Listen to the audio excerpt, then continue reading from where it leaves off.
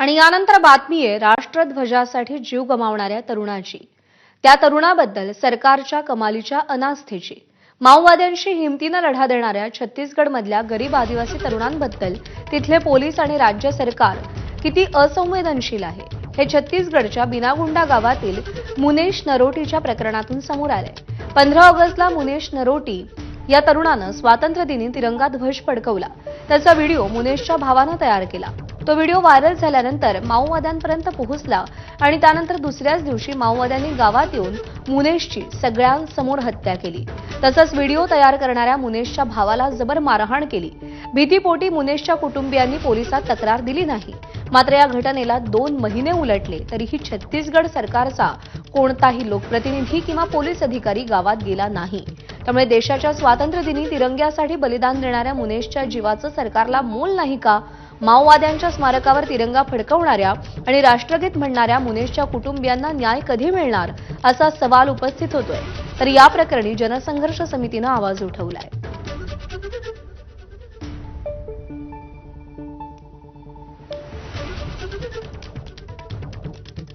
दत्ताजी 2 महिने झाले एक तरुण देशाचा स्वातंत्र्य दिनी राष्ट्रीय ध्वज फडकावतो आणि माओवादी त्याला मारून टाकतात आणि समाज म्हणून आपण अशा पद्धतीने अगदी शंड बनून राहतो, कोणी त्याच्या घरी जात नाही। ही खूप दुःखजनक म्हणजे घटना आहे की अशा प्रकारची घटना झाल्यानंतर कोणी त्याच्याकडे जात नाही।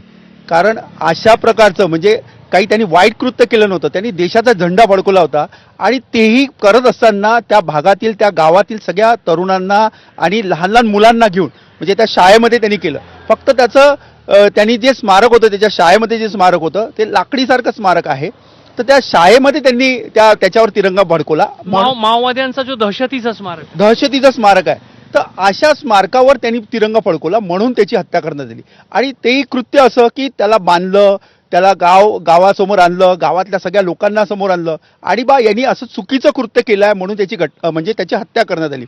पण असं झाल्यानंतर आजपर्यंत इथे कोणी पण आलेलं नाही आहे, कोणीही भेट दिली नाही आहे, त्याच्या साध्या कुटुंबाचं सांत्वन सुद्धा केलेलं नाही आहे। त्याच्यामुळे हे खूप निषेधार्थ आहे।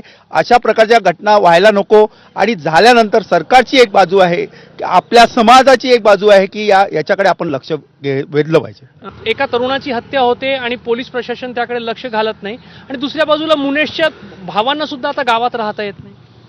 मुनेशचा एक भाऊ तसाही तो गावाच्या बाहेरच राहतो, म्हणजे त्याला आणि मुनेशला दोघांना मिळून बांधून मारलेलं होतं।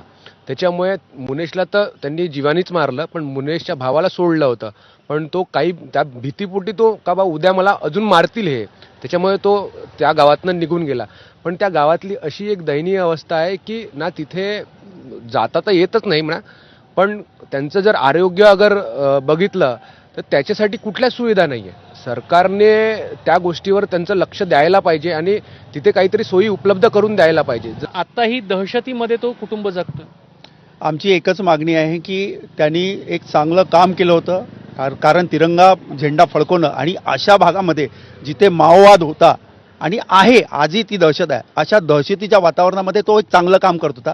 अशा व्यक्तीची हत्या झालेली आहे तर सरकारने त्वरित त्यांच्याकडे त्याच्या घरच्या परिवाराला काय ते जी मदत राहते ती दिली पाहिजे, त्यांना संरक्षण दिलं पाहिजे। कारण त्याचा एक भाऊ अजूनही बाहेर पळून गेलेला आहे भीतीच्या मारे, तो घरी आलेला नाही, त्याचं लग्न पण झालेलं आहे। तर तो अशा परिस्थितीमध्ये तो बाहेर पळतो आहे कारण त्याला सुरक्षा नाही आहे। तर ती सुरक्षा प्रदान करावी, कुठेतरी सरकारने त्यांच्या पाठीशी खंबीरपणे उभं राहावं आणि अशा प्रकारच्या घटना झाल्यानंतर ताबडतोब त्याच्याकडे लक्ष देणं गरजेचं आहे। मनीष को तो बाहर लेके गया, मैंने भैया को लाई, उसको भी थोड़ा मारपीट हुए हैं भैया को, और मनीष को भी उसको भी बहुत रिक्स में बचा लिया मैंने भैया को, और उसको भी बहुत गांव वाले भी हम घर परिवार भी रिक्स लेके बहुत गया है, कम से कम 3 घंटा तक, लेकिन तब तक भी नहीं छोड़े हैं, मार दिए। आणि यानंतर